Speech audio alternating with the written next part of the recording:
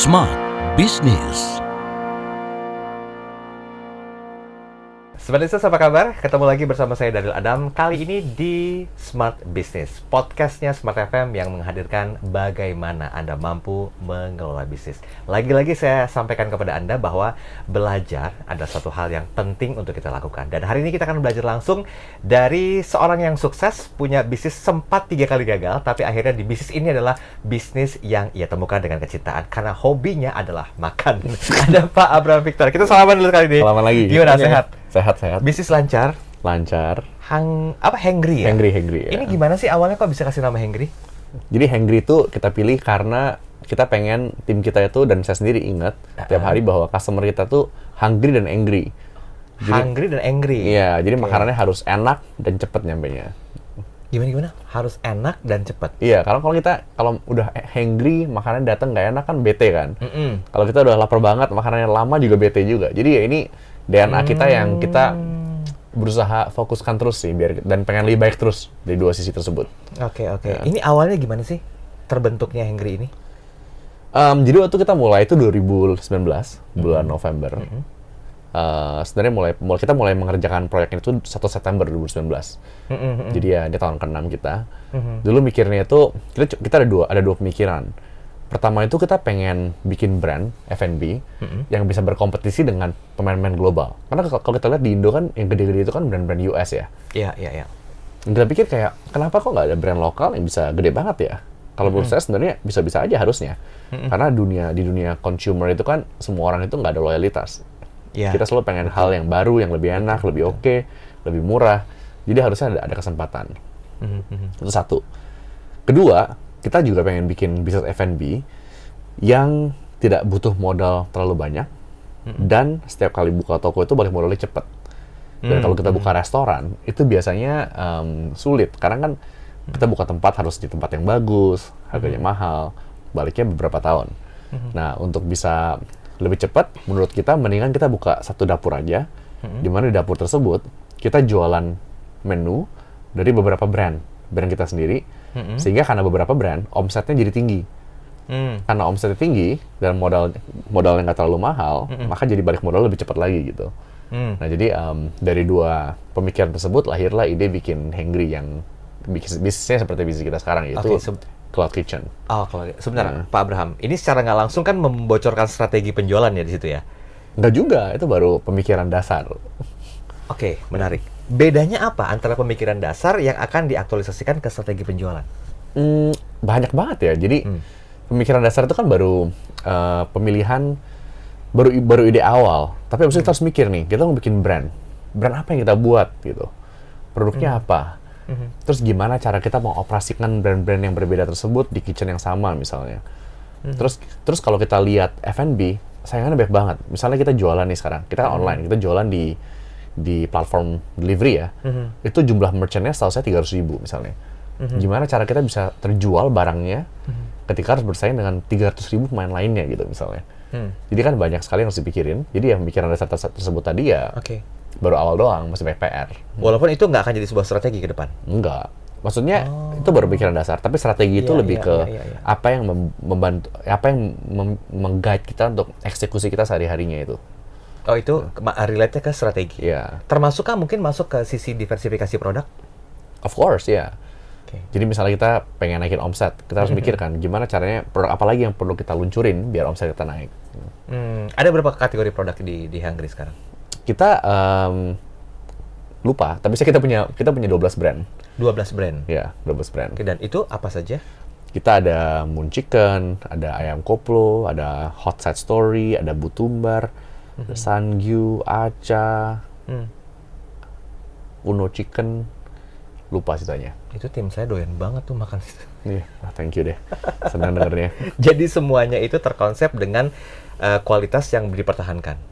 Iya, saya ngerjain produk ya, jadi saya jadi harus sesuai approval saya produknya. Iya, karena kan Pak Abraham Victor pernah bilang ke saya juga bahwa R&D-nya sendiri Anda yang mengerjakan.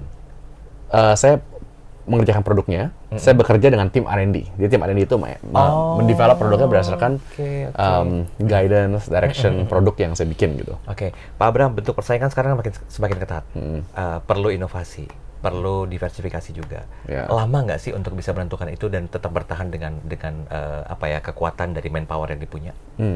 Kalau menurut saya itu journey yang nggak ada habis-habisnya sih Pak, yang Bapak bilang tadi ya. Jadi sumber hidup sebuah company itu ya itu terus yang dikerjain. Artinya terus-menerus mendefinisikan kira-kira customer itu maunya apa, terus membuat company itu bisa capable untuk mengeksekusi apa yang customer mau, terus mengimprove eksekusi tersebut, terus mikir lagi apalagi yang customer mau ya. Jadi cycle itu yang nggak habis-habis sih selama sepanjang hidup kita. Dan berapa lama? Ada periode kah ketika tim R&D, timnya Pak Abraham Victor sendiri melakukan hal-hal tersebut untuk bisa, ya paling tidak ada proses untuk mendefinisikan ulang dari strategi yang disampaikan tadi?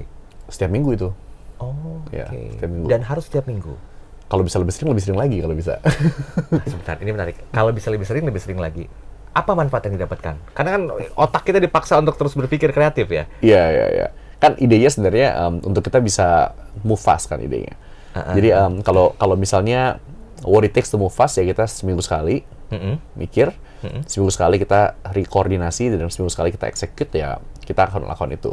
Cuma ya itu kan plus minus. Jadi kalau kita seminggu artinya kita punya waktu seminggu untuk mengeksekusi. Tapi kalau kita dipendekin 3 hari misalnya, mungkin lebih sering, artinya kita punya ide baru, cuma jadinya waktu eksekusi lebih pendek. Jadi itu pros and cons sih. Oke. Pak, satu hal yang ingin saya tanyakan, lebih mementingkan kualitas atau kuantitas ketika berbisnis? Bedanya apa tuh? Kualitas itu kan lebih orang, ini enak ya. Kuantitas tuh mendingan yang banyak deh. Rasa mah entar-entar aja mending kenyang. Oh, nah, gitu di ya. Hengri itu gimana konsepnya? Kalau menurut saya yang namanya produk enak itu harus punya semuanya. Jadi rasa enak pun nggak cukup enak doang. Kalau menurut saya rasa enak dan begitu orang kalau makan tuh mikir, ini apa yang bikin enak ya? Ada misterinya gitu. Itu baru menurut saya produk yang enak gitu. Oke. Kedua juga harus mengenyangkan dan harga oke. Kalau kita nyebutnya value for money. Jadi kalau orang beli dengan harga 20.000, orang merasa bahwa oh nih harganya actually boleh ya harusnya. Maksudnya lumayan cuan nih kalau makan ini gitu. Dan itu menurut saya penting. Jadi menurut saya dua itu tuh nggak bisa dikompromi harusnya untuk produk makanan. Itu harus jadi dasar banget dari sebuah pemikiran untuk bisnis makanan. Betul. Oke. Minumannya bagaimana sebagai pelengkap? Minuman juga sama. Jadi kalau orang minum juga sama kan. Orang kan punya budget misalnya 25.000 misalnya. Mungkin 20.000-nya udah lari ke makanan, artinya tinggal 5.000 lagi yang lari ke minuman misalnya.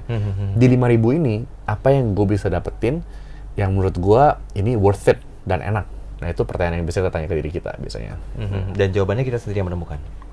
Kita biasa punya ide, ide tersebut kita tes.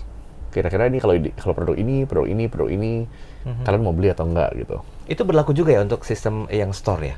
Berlaku. Tetap. Oke. Kalau cloud kitchen itu per definisinya ketika diaktualisasikan ke offline store, apa yang mesti dipertimbangkan, Pak Abraham?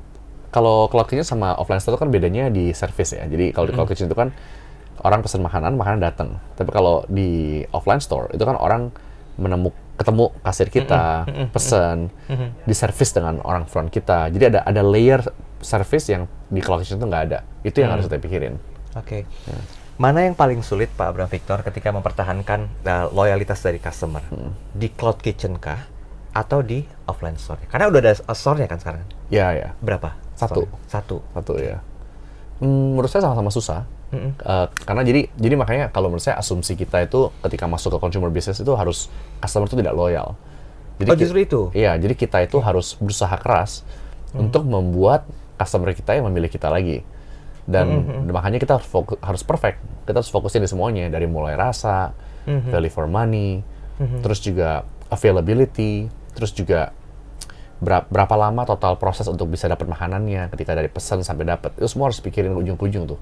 Karena customer tuh punya banyak pilihan. Jadi nggak ada yang loyal sih. Ya. Karena mereka berhak untuk memilih ya, dan mana yang paling enak. Ya, but make sense sih. Karena value for money-nya tadi lebih ke rasanya, mempertahankannya. Saat nanti Bapak akan meninggalkan bisnis ini? Belum tentu loh. Belum tentu. Ini menarik. Kenapa keyakinan itu kuat?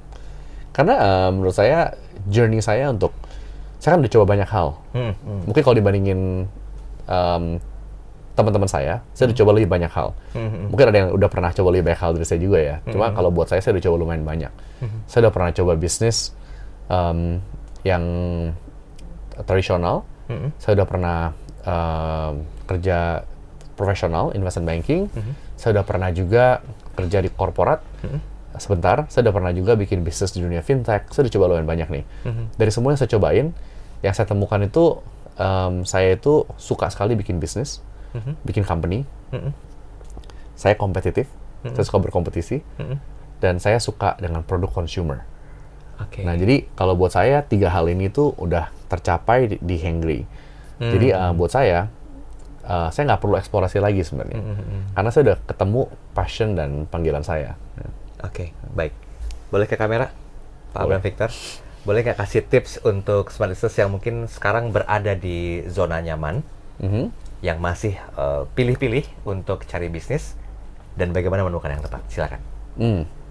Kalau menurut saya, yang paling penting di umur-umur muda ini adalah untuk kita coba, karena kan paling nyesel tuh kalau kita nggak coba biasanya. Nah, kalau biar lebih terarah, menurut saya nyobanya itu kita harus sesuai dengan pertanyaan ini. Kira-kira di sektor, apakah saya ini merupakan orang yang top talent di sektor tersebut? Jadi biasanya itu juga apa ya namanya? Shown tuh apa sih bahasa Indonesia? Aktualisasi. Terlihat. Sorry. Itu juga terlihat dari ketertarikan kita. Misalnya kalau ada orang-orang yang tertariknya mungkin fashion terus gitu. Mungkin bisa jadi fashion itu bidang yang cocok misalnya. Ada juga orang yang tertariknya mungkin di dunia misalnya makanan, ya mungkin makanan yang cocok. Jadi biasa ketertarikan kita dengan talent kita tuh ya biasanya nggak beda jauh sih biasanya. Oke. Itu aja? Ya. Salaman dulu. Salam dulu. Terima kasih. Sebenarnya kita masih punya banyak sekali edisi yang menginspirasi Anda dalam podcast Smart Business. Nantikan edisi berikutnya. Saya Daryl Adam. Sampai jumpa. Smart Business. Lead you better.